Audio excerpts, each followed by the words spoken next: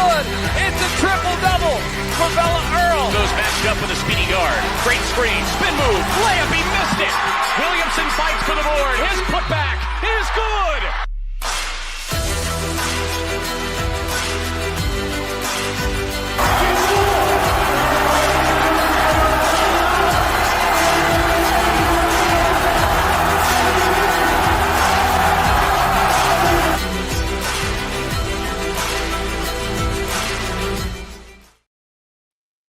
What's up, everybody? Welcome straight out of WAC After Hours here on this Thursday night. We got a few more of these before WAC play starts. It is December 11th. WAC play begins in 18 days.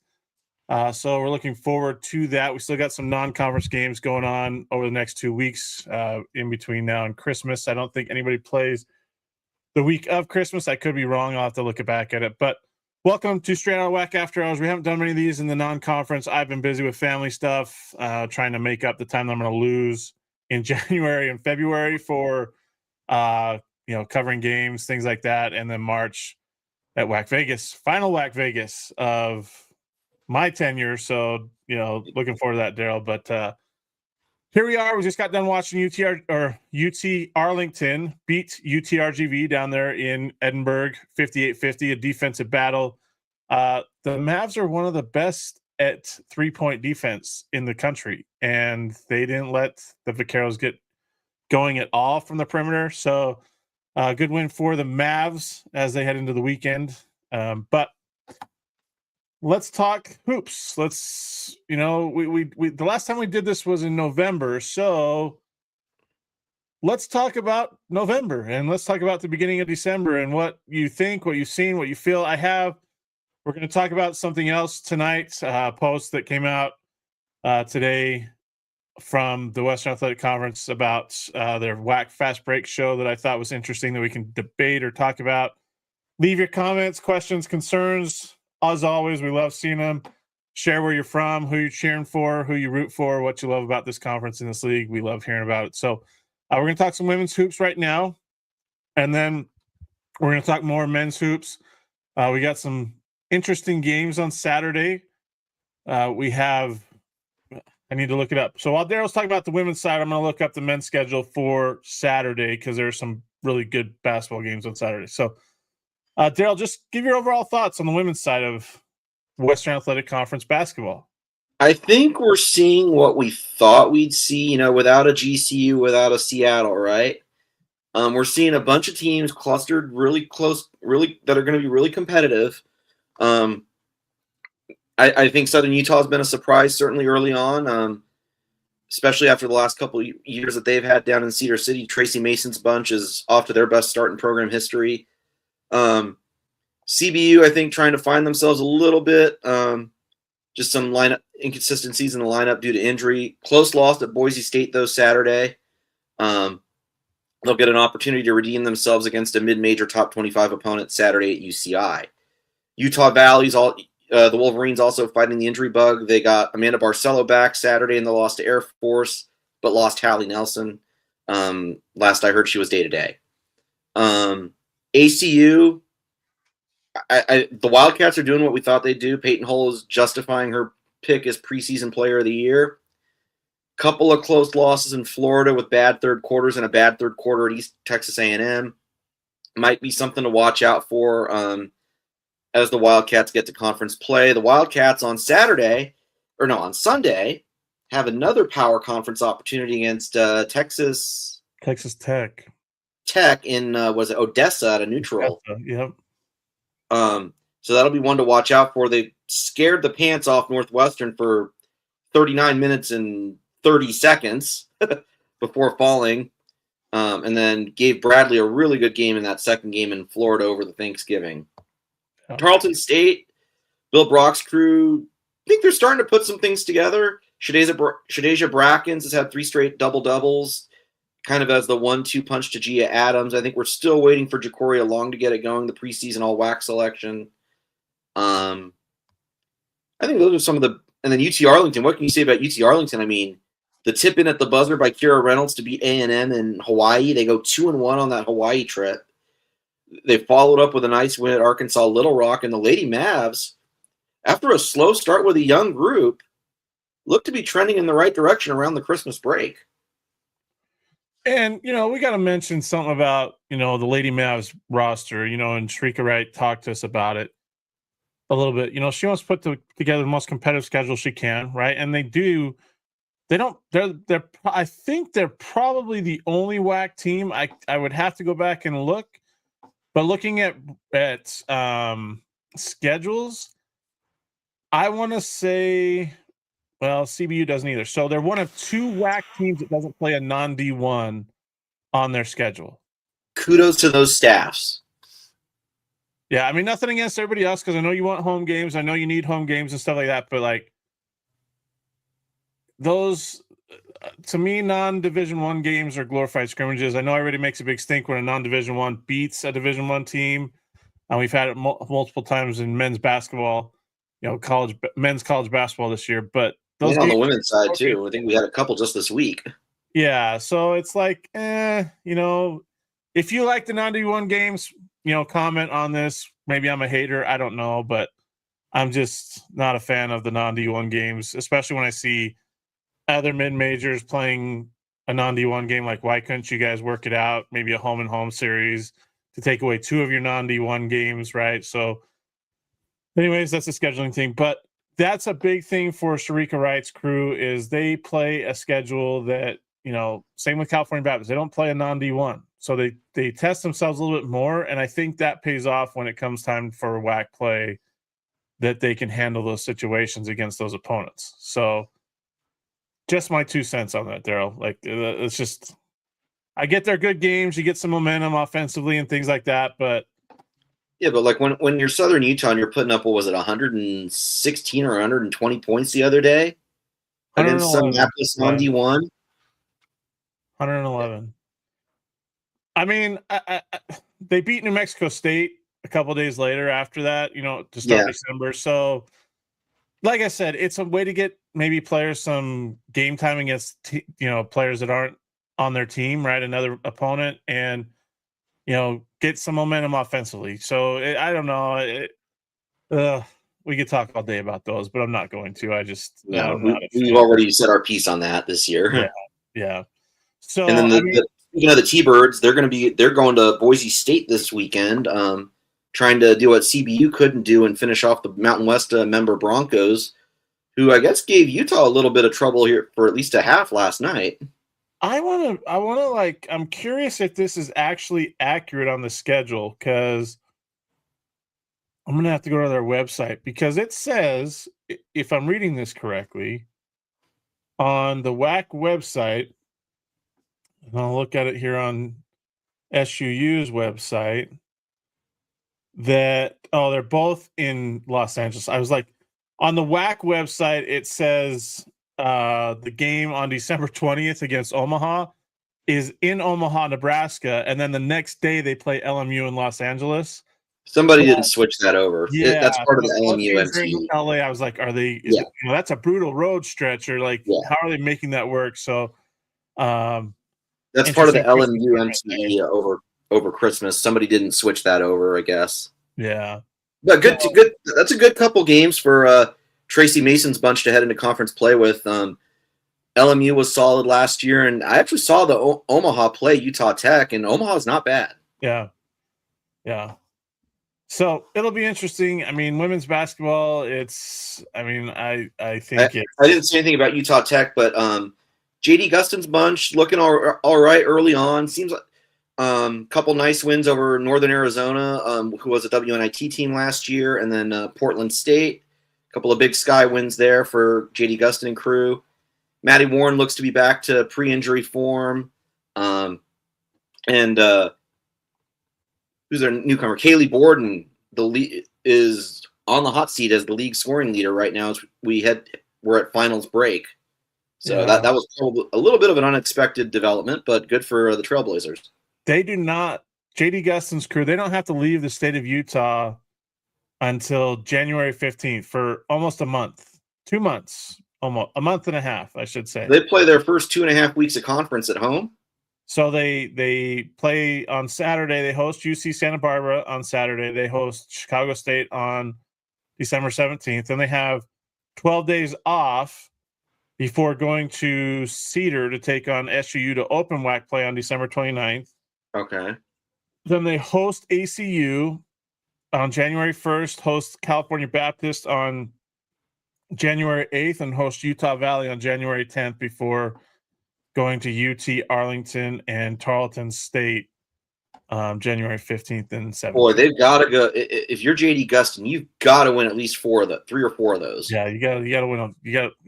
You have a very big chance of getting off on the right foot in WAC play with all those teams coming into St. George, especially with all the travel headaches that like Abilene Christian is going to have to deal with, maybe especially over New Year's Day. I mean, that's New Year's Eve into New Year's Day, like it's going to be a mess. So I wouldn't want to be Adobo taking a team out on the road during New Year's week. That's for sure.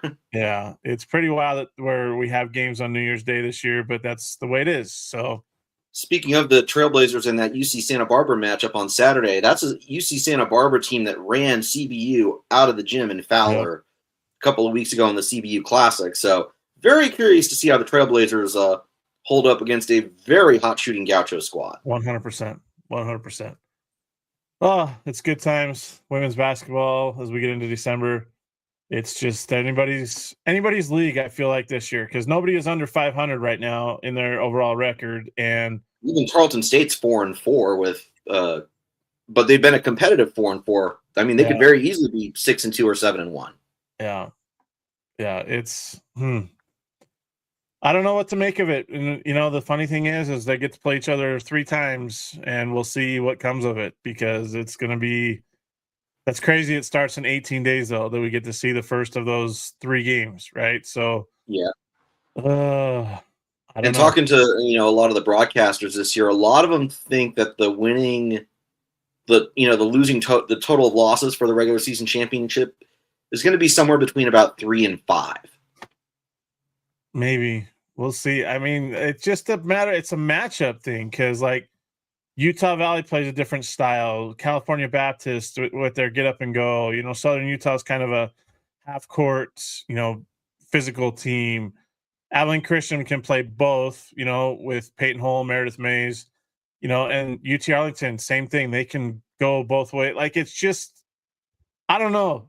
Daryl, it's the coaching styles, the playing styles are so vastly different between these teams that it's going to be interesting when they match up 3 times to see what adjustments are made. Yeah, especially when some of those are going to be like, twice in 8 days, twice in 12. I know Drew Spiraw tried to minimize the amount of those types of encounters on the schedule, but there's still a couple of them there. Yeah. Only so much you can do with 7 teams, right? Right. Oh, we'll see. I mean, it's kind of, I don't want to say it's kind of the same way on the men's side. It's a little bit different there.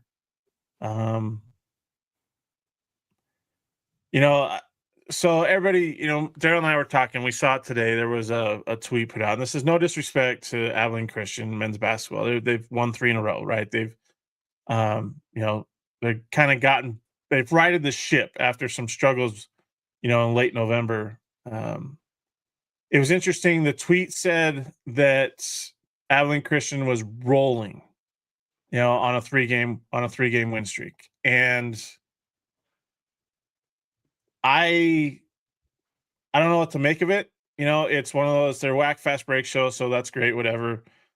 Promoting that team, that's fine. But here's the thing. 2 of the 3 wins, one was against a non-D1. The second one was against a 1-win Pepperdine team, right? New Mexico State, that win's impressive. I like that win. Jason Hoot and the Aggies were off to a great start. And, the Wildcats got after it defensively, at Moody Coliseum last week. So I don't know that I'd call that rolling. I know that they have played the most game, tied for them. They're 7-3, right? They were tied with, going into the week, they had the most wins in the league. Okay. Or they were tied with California Baptist for the most wins. But CBUs have been against a straight D1 schedule. Well, the thing is like CBU, I don't know if people paid attention, okay? They played 4 games in a 7-day span, okay? They played at Oregon State the Saturday after Thanksgiving. 2 nights later, they were playing at Colorado in Boulder. 2 nights after that, they were playing number 9 BYU in the Delta Center here in Salt Lake City. And then 3 nights after that, they were playing the University of Utah in Salt Lake City up at the Huntsman Center, where they hung with the Utes. They probably should have won, but the whistles didn't go their way, and Utah shot like 30 more free throws than CBU did in that ball game. And they won by like 6, I think. If after my I was there, I can't remember the final, but it wasn't a. Yeah, it was a 6-point win, 91-85. So Dom Daniels had like 30-something points and 12 rebounds or something. He had 31 points and 11 rebounds, and he fouled out too. So that's my thing is like, you know, if you look at Utah Valley, right? They, you know, and this isn't because I'm a Utah Valley grad, right? They were 6-3 coming into the week. They swept the Cancun Classic, right? They beat UC Irvine in Orem. They smoked South Dakota State by 25 or 23, excuse me. Then they beat Samford, a depleted Samford team, right? They didn't have like 3 of their starters, but they beat them by 44 points. Then they go toe-to-toe with San Diego State in Viejas, right? And then they have to fly to Ohio, where they beat Bowling Green by 11. It was technically a quad 1 win because Bowling Green was in the top 75 of the net. So now Utah Valley's sitting at 62 in the net, and it's like, or 63. And then they beat Idaho State last night. And I think they were just overlooking the Bengals, and Idaho State's actually better than people think. So, I get, you know, wanting to focus on a team that has won 3 straight and has, you know, kind of righted the ship, but I don't want to burst anybody's bubble. I just want to point this out, and this is just me, you know, looking at analytics, since everybody gives me a hard time that I don't look at analytics. Come on, there we go. But Abilene Christian, even as they're rolling right now, is still 212 in the net. So, like, I have like I said, no disrespect, you know, and Abilene Christian was my pick to win the WAC. I think, you know, you can tone it down just a little bit, right? I mean, the New Mexico State win was nice, but you kind of got to taper that with a little bit of a grain of salt, knowing that a couple of those wins were non-D1s. Yeah, I mean, or at least one of those was a non-D1, and then the Pepperdine. 3 of the 7 wins for ACU right now are non-Division 1 wins. Yeah.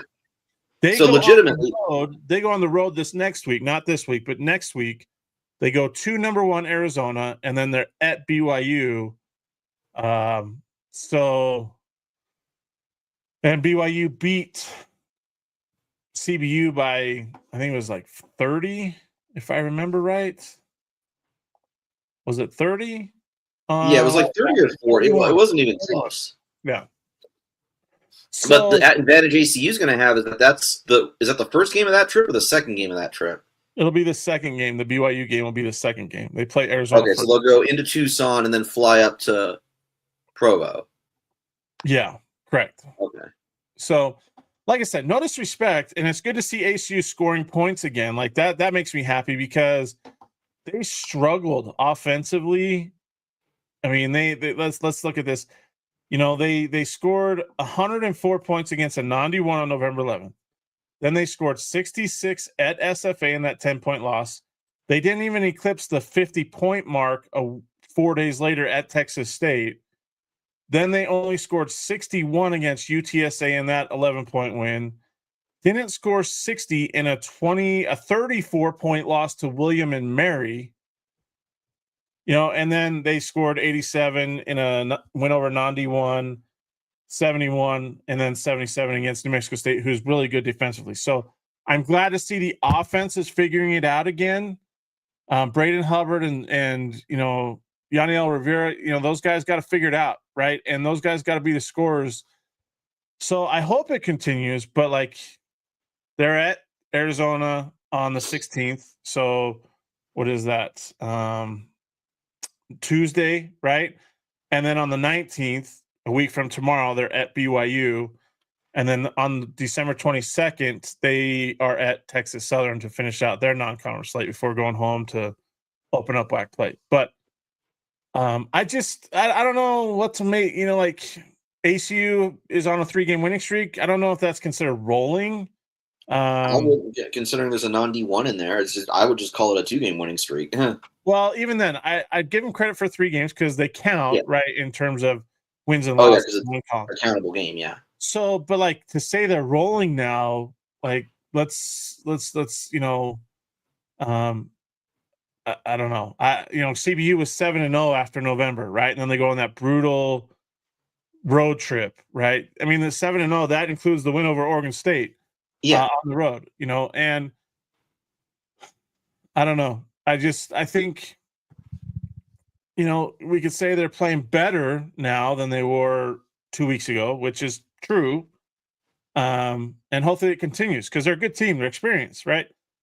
So not taking anything away, but like there's other teams here that have done just as much, if not more, than what ACU has done over this 3-game stretch to be saying, oh, they're rolling. Like, did we say CBU was rolling after they beat Oregon State, on that Monday when anything was put out? Like it's just, I don't know. And UT Arlington, they're 7-3 and they just went on the road and won at UTRGV. Not that that's a great win, but like they beat SFA, which beat ACU. So like, I don't know. I'm being critical. I shouldn't be, and I'm sorry to all you people that are watching. I'm not angry. I'm just like, let's pay attention to the whole big picture here of what's going on. And,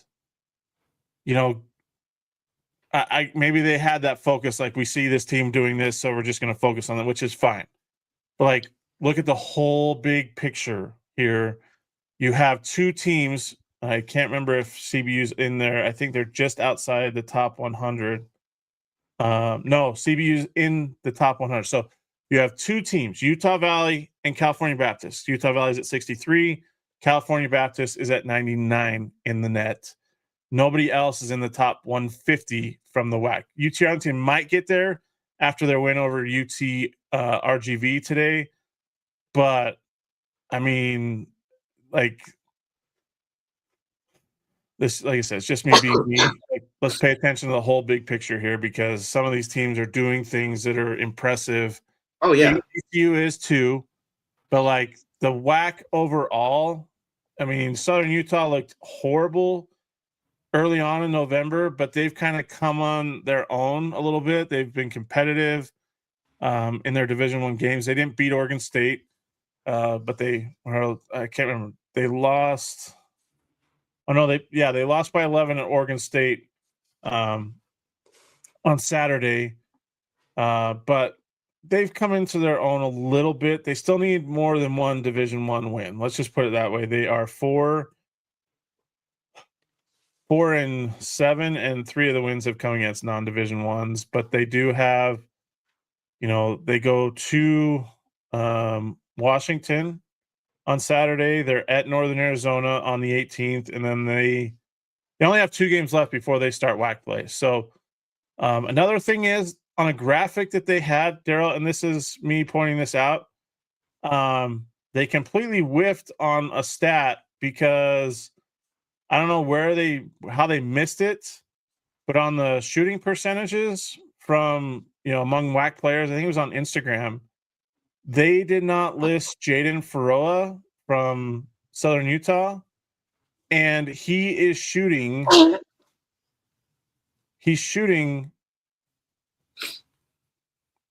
where's he at? He's shooting almost 58%. He's one of the top shooters in the WAC. I don't know if it's like per attempt, Maybe he doesn't. Does he meet the attempts minimum? I don't know. I have to look at it, but like if he does, like why wasn't he on the list? And I Yeah, wonder there's if usually an there's a attempts minimum- minimum associated with those. I wonder if there's an attempts minimum of 100. I guess we could look. So you check it out here, and we'll see. But either way, I think we can do better in terms of marketing this league and what we're presenting and paying attention to. So that's women's. Where's the men's? There it is, right there.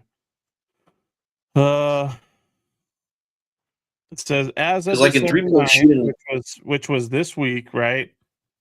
He was not listed, and it doesn't. Oh, it says minimum 5 field goal made per game average. So maybe he just doesn't make 5 field goals per game. Oh no, he's hit 52 field goals.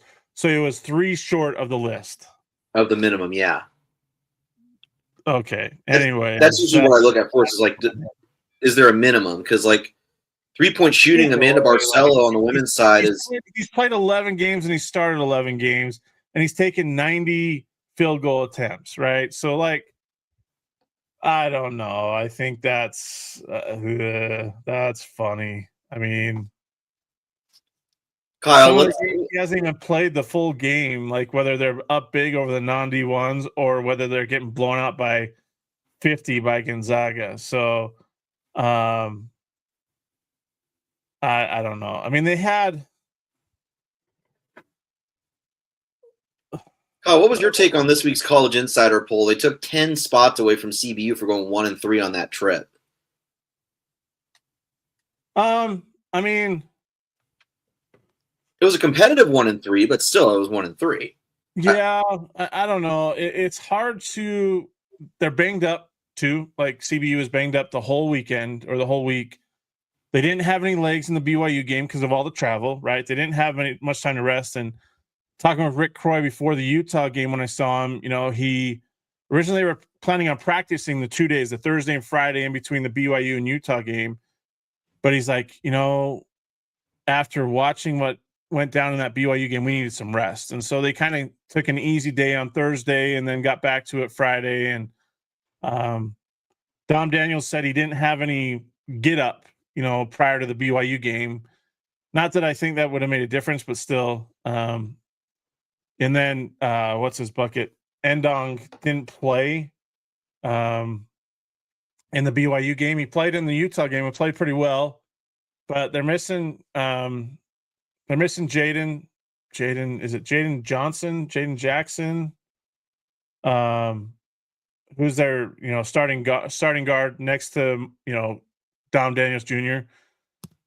So it's just one of those things. I think they lose 3 games on it. They went 1-3 on it, so it makes sense. Now they got to show that they can beat Eastern Washington, right? That they can beat a team that's back on their level and finish out, non-conference play strong, which they can do. It'll be interesting. I think that both CBU and Utah Valley will be 10-3 going into that WAC opener on December 29th. Yep, in Orem. So it'll be interesting, but yeah, I mean, they matched up well against Oregon State. They hit shots. Colorado, they led the first half. I mean, the majority of the first half. Then I think they kind of ran out of legs, right? BYU, they just didn't have it in the second half. Utah, like I said, you look at the box score in that game, and Utah shot. This is a crazy stat, right? CBU was 12 of 19 from the free throw line in a 6-point loss. Utah was 29 of 37. 37. They made 10 more free throws than CBU shot. Yeah. And the crazy thing is when you look at the stats, CBU only had 12 points off turnovers. Utah had 19. California Baptist had 31 second chance points. They didn't shoot it terribly well, but they rebounded the crap out of it. They had 24 bench points. Utah only had 19. CBU had 48 points in the paint compared to Utah's 28, right? Utah got out in the fast break better. They had a 15-2 advantage there. CBU was 33 of 72 from the field. Utah was 27 of 55. So that means that CBU had 17 more possessions and opportunities than Utah did by way of, rebounding. And then, Utah shot 18 more free throws than CBU did. And 3-pointers, CBU was 7 of 21. Utah was 8 of 20. Offensive rebounds, CBU had 23. Utah had 10. Total rebounds, 47-30 in favor of the Lancers. 14. Each team had 14 assists. It wasn't like the turnovers were a mess. It just came down to free throw shooting. So much of college basketball comes down to how you shoot the free throw line, whether it's playing the foul game or earlier. Yeah. So, either way, it was a good trip for them. They got some money, and that, I was going to write about that, they played the games because they needed the money, right? They didn't want to do that kind of trip, especially then, but mid-majors need money, and that's how they get the money, is playing these games. So, and it gives you a little experience, and it gives you that opportunity to see where you're at as a team, when you beat 7 mid-majors up to that point, and now you get to play against the big boys and see where you're at. And now you get to go back and play, the mid-majors as you finish up, non-conference play. So, you've proven you can hang with the mid-majors or the power conference teams too, should you get to the NCAA tournament. Even when you're shorthanded. So yeah, we'll see what happens. Lancers definitely a favorable stretch to finish non-conference though for the Lancers, who will play 3 games in 8 days, 2 of them at home. Yeah. It's still, it's interesting. I was a little shocked, and maybe it's just because of how bad they lost to BYU. And the fact that they didn't win a game either, which could play into it. But I was a little shocked that, and I love that Jackson Holcomb got the Player of the Week, right? Like I love it. But I was a little shocked that Dom Daniels, and maybe he did get consideration, maybe he was there. But what was I looking at? I was trying to go to his stats here.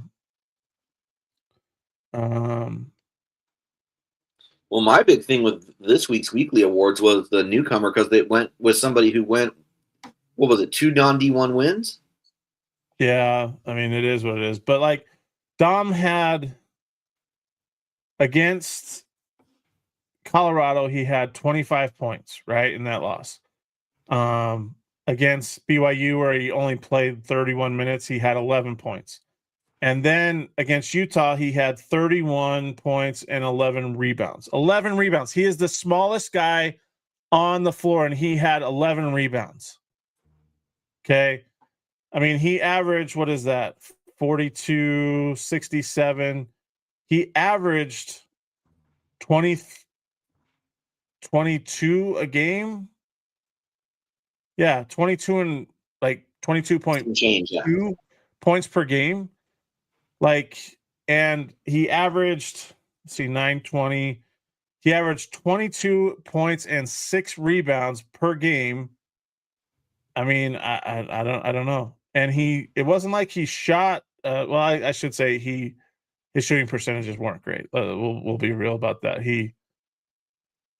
Anyways, but it is what it is. Like, I'm not trying to take away from anything anybody else is doing in the league. I just think that we have to look at the big picture. Who are teams playing that we're going to choose these awards from? Like you said, when you choose somebody who had big games against non-Division I opponents, I'm sorry, that should eliminate that player for the fact it's a non-Division I opponent, right?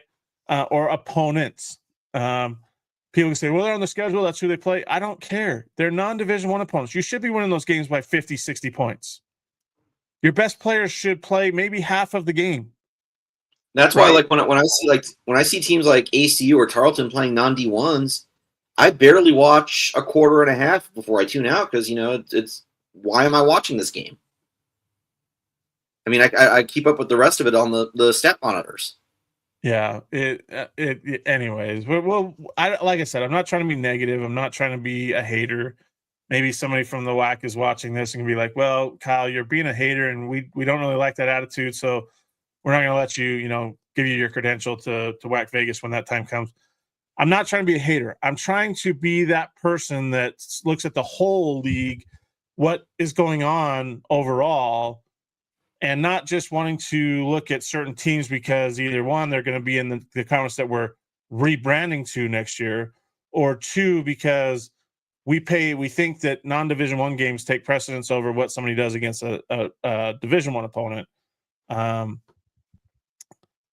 Anyways, it is what it is. It's the season is long. We're getting into it now. I don't want to say the dog days of December, but we're getting into it. Like you said, finals weeks. Can't believe Abilene Christian is going to Arizona and to BYU, but again, money speaks, and they're probably getting paid a lot of money to come to those two places right before Christmas, right? And what I'm curious too is for ACU is, did those guys had to have crammed a boatload of finals into Monday and Tuesday because Monday, Tuesday, Wednesday because they fly out what Thursday I would imagine for that. Yeah, probably. I mean, I'm not sure how it works, what they're going to do, but I mean, it's just one of those things like, somebody else. Like on the women's side, all of our teams are idle until tomorrow morning when UT Arlington goes and plays Rice in Houston. Right. It's probably one of those school games, that they have during these times of year. The Education Day games, yeah. So, like, I'm scrolling through here, and CBU's at Eastern Washington tomorrow night, right? Then Utah Valley takes on UC Santa Barbara at the Delta Center tomorrow or Saturday afternoon. That'll be a good one. Another Big West preview for the Wolverines. Southern Utah's at Washington, and then Utah Tech hosts a non-D1. Then Tuesday, some decent games. Abilene Christian at Arizona, right? They're number one. Arizona's number one right now. Southern at CBU. And I think if I remember right, Southern gave CBU a game a couple years ago. I can't remember. I think it was like 2 or 3 years ago they played. Let me pull the history up. Yeah, Tarleton State is at Mississippi Valley State on December 16th. That's an interesting. I'm curious to see if Chris Mpaka and Dior Johnson play because they haven't played the last couple of games for the Texans.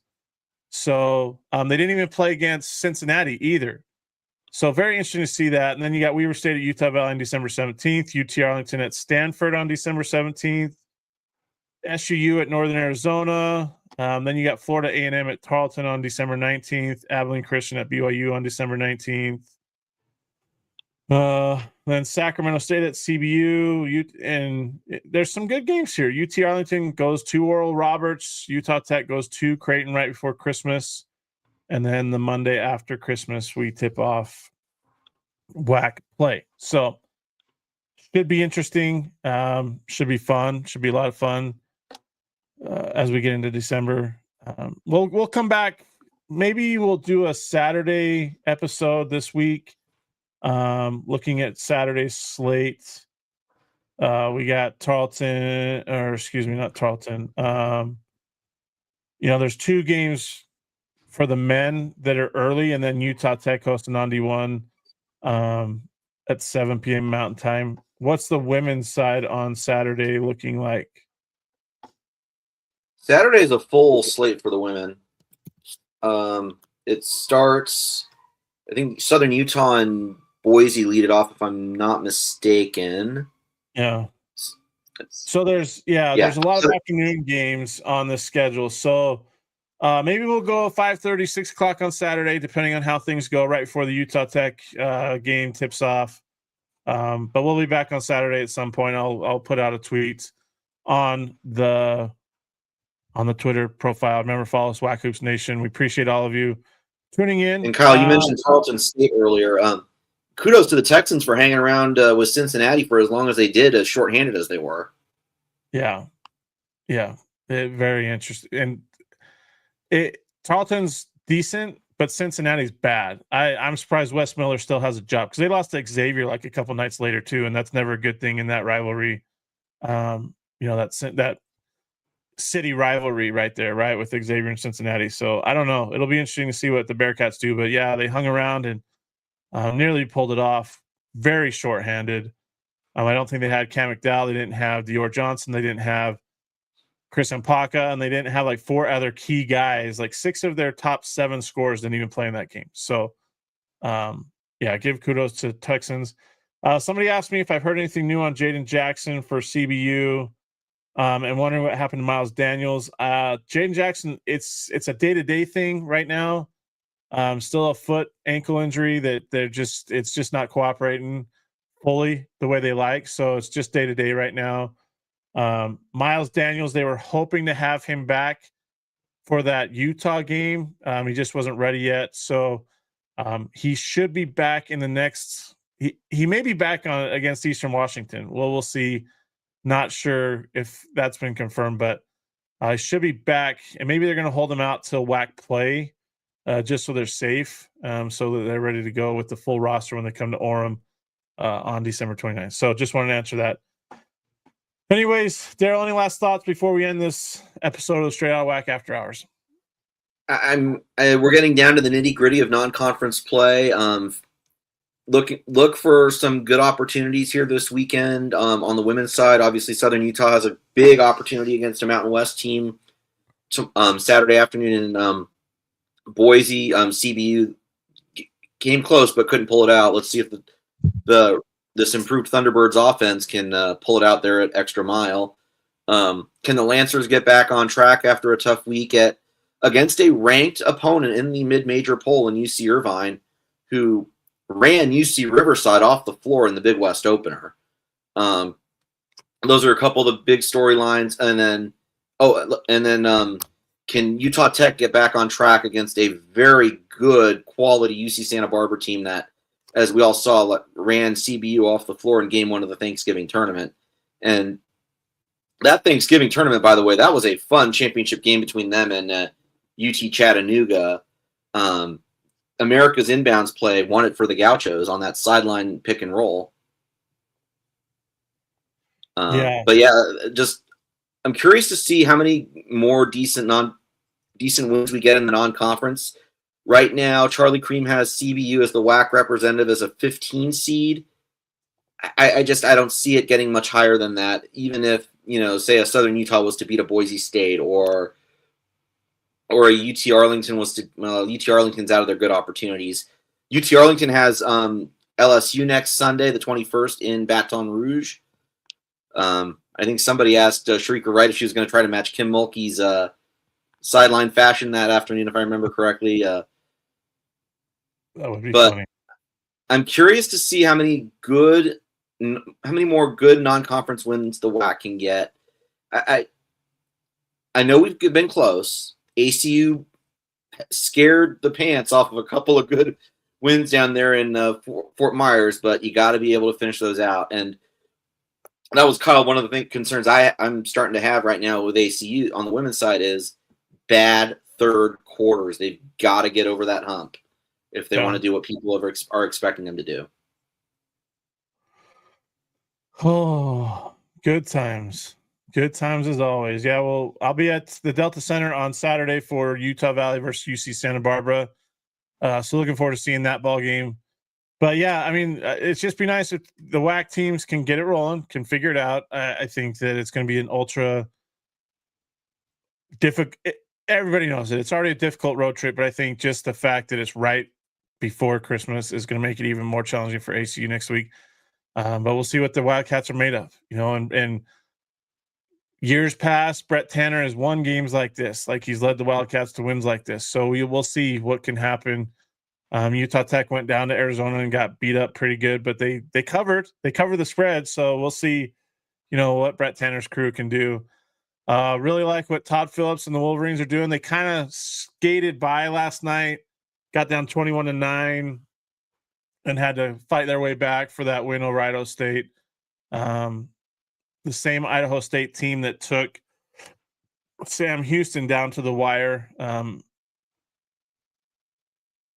think it was in Boise. It was at a tournament MTE in Boise. So, it'll be interesting to see how Utah Valley comes out against UC Santa Barbara, because I think they were looking past Idaho State to UC Santa Barbara. So easy to do. Plus you come off the big win where you basically won wire to wire at Bowling Green, and so now you're thinking you're just going to continue that. They are banged up too, so we'll see what they do going forward. CBU, get back on the winnings track, at Eastern Washington this week. UT Arlington, great win tonight against UTRGV. Always good to see them get after it defensively. And KT Turner's got some dudes. I'm not going to lie, KT Turner has some dudes. Watching them up at Weber State a couple weeks ago, they have some dudes. And Rayshon Seamster is still in the Player of the Year category, averaging 16 and 8 right now for the Mavs. So fun hoops, coming up as we get into WAC play here in 2 weeks to 18 days, almost 3 weeks, a little under 3 weeks now. So for Daryl, for myself, everybody, thanks for tuning in. Make sure you hit the like, subscribe, whatever, so you don't miss these episodes. We're going to be here a lot as January, December, conference play gets going, and we appreciate all the support. And, we love talking WAC hoops. It's, disappointing that it's coming to an end, so we'll have to see what we're going to do there. But again, appreciate y'all. Have a good night. And we'll see you on Saturday. I'll put out a time tomorrow once I figure out schedule-wise what we're going to do. And we'll see you on the next episode. Thanks for listening to the Straight Outta WAC podcast. You can find us on Apple Podcasts, Spotify, and other podcasting platforms. Be sure to subscribe so you never miss an episode. Remember to follow WAC Hoops Nation on all your favorite social media platforms.